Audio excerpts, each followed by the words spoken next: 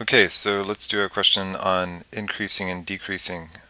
So we have a function here, which is a fourth degree polynomial, so you know it's a really nicely behaved function, continuous and differentiable and all that stuff.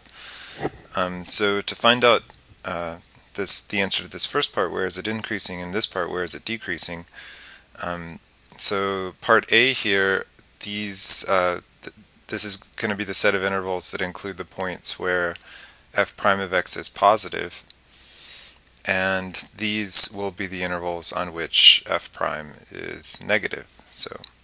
Alright, so this is how you figure these things out. Let me recopy the function here so I can see it when I scroll down. So the function is 2 plus 2x squared minus x to the fourth. Okay, and I'll scroll down a little bit. Alright, so the first thing I want to do is find where it's increasing. So let me take the derivative. Alright, so just a derivative of a polynomial is pretty easy. Minus 4 x cubed. Okay, so now we have the derivative and we want to know where is it positive. So the way we figure this out is we could graph that if we wanted to, but even without graphing it, if you think of this as the number line, like here is 0 or something, this function is going to have 3 zeros because it's degree 3, right? It's going to have a 0, let's say there, and there. Okay, so this breaks the line up into 1, 2, 3, 4 parts, right? So the idea is that whether the function is positive or negative is fixed in between the roots. Okay, so actually the function that we're talking about looks absolutely nothing like the line that I just drew, but the idea is that on each of these parts between the roots, the sign of the function is fixed. So for instance, here it's all positive, here it's all positive, here it's all negative, here it's all negative. And so we can find whether it's positive or negative on each of these chunks just by testing a point. So that's going to be our strategy. Alright, so the first thing we have to do is find these roots.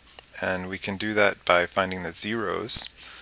And we can do that just by doing some algebra here, setting this expression equal to 0 and solving. So for the thing that comes to mind is to factor out 4x, right? So let's factor out 4x. And that gives 1 minus x squared equals 0. Okay. And, okay, so let me go a little bit further. You can probably already see that the solutions to this are 0, -1, and 1, right? But this is a difference of squares, so I could make things a little bit more obvious and write it as 1 minus x times 1 plus x equals 0.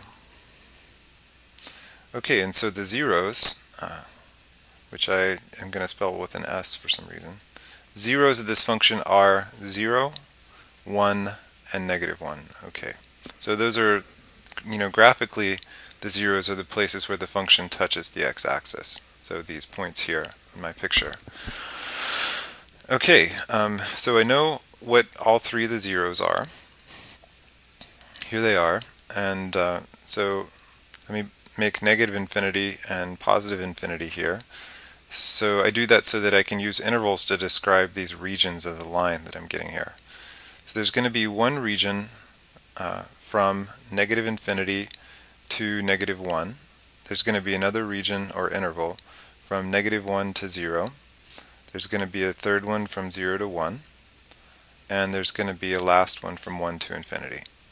So what I want to do is I want to check the sign of f prime on each of these parts. So in this column I'm going to write plus or minus for whether the function is positive or negative. And here I will write what that implies about whether f is increasing or decreasing. So the rule is really simple. If this is a plus, then f is increasing. If it's a minus, then f is decreasing. Okay, and like I said, for each interval here, to figure out whether f prime is positive or negative, you can just take a test point. So, and here you could take the test point like -2, for example. Okay, so sometimes it's easier to see what the sign is by looking at the factored form of the function. If I plug in -2 here, what's going to happen? I'm going to get a negative for the negative, I'm going to get a negative for this 4 times negative 2 part, right? If I put in negative 2 here, it's actually going to be positive 3. If I put in negative 2 here, it's going to be negative. So what happens when you multiply negative, positive, negative? The negatives cancel, and this turns into positive. Okay, so plus for this first place. And like we said a second ago, plus means f is increasing. Alright, and so let's do this next part. Oops, sorry. Started erasing the increasing word, but I wanted to erase this stuff. Okay, so for the next thing I need another test point. So a test point that could work for this is like minus 1/2. You don't want to pick the endpoints, you don't want to pick negative 1 or 0, but anything in between is fine. So if we look at negative 1/2 and put it in here, what's going to happen? Well, like last time, this first part is going to be negative. This is going to be 1 plus 1/2 is going to be positive. And this part is also going to be positive, right? Because now the 1/2 is not strong enough to make this part negative. So negative times positive is negative, and that means f is decreasing here. And let me fix the thing I did here. Okay, so alright, and now we look at the third interval from 0 to 1, and instead of negative infinity, negative 1/2, let's use positive 1/2. Now what happens when I plug this in here? I'm going to have plus for this first part, right? And now I'm going to have actually positive there too, because 1 minus 1/2 is positive 1/2, and this is positive. So positives all the way across. So this is definitely positive, and that means f is increasing here. Okay, and for this last part, I need a test point in there, so I'll just use 2, I think. Okay, so let's put in the test point 2 and see what happens. So when I put 2 in, I get 4 times 2 is positive 8, so that part is positive. This part is actually going to be negative now, right? Because 1 minus 2 is negative 1. This part is still positive. And positive times positive is negative, right? So negative, and that means decreasing on this last part.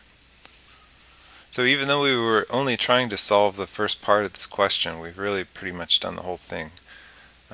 Let me see if I can move my table up so that we can see it at the same time as the questions.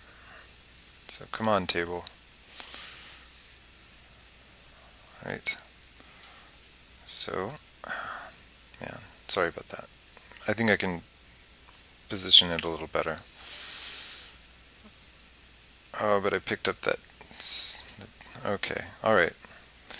You guys aren't perfectionists, are you? Oh, geez, I wish I just hadn't moved the stupid thing at all. So now it's back where it was. So on which intervals is f increasing? So like it says here, those are just going to be the intervals where f prime is positive. So let's look down and see which intervals have f prime being positive. So the answer to part A is this interval and this interval. Okay, so let me write those down.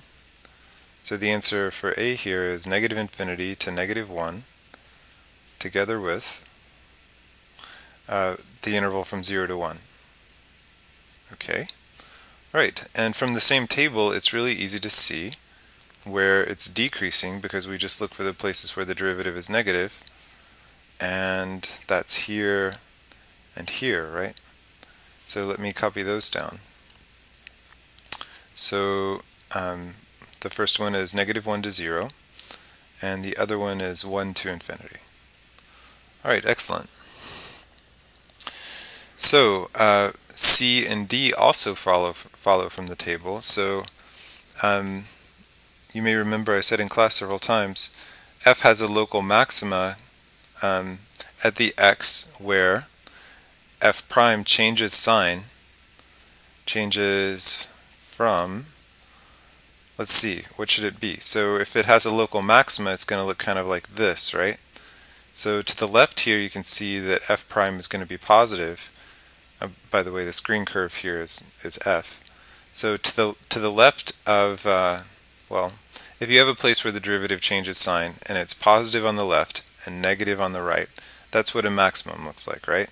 So for C here, the x values where f has a local maxima, those are going to be the places where we change from positive to negative in the chart.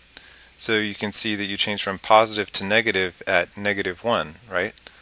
Okay, so that means that f has a local maximum at the x value, x equals -1. Okay, and I think it has another one too, right? Because at 1, it also changes from positive to negative. So it goes from plus to minus here at 1.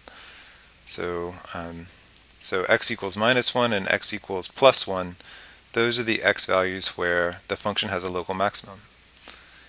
Okay, and so you can just turn this argument upside down to see what is going on with where the minima are. So let me erase all this stuff. Maybe I need a bigger eraser. Okay. Alright, so what are the x values where f has a local minima? So what does a local minimum look like?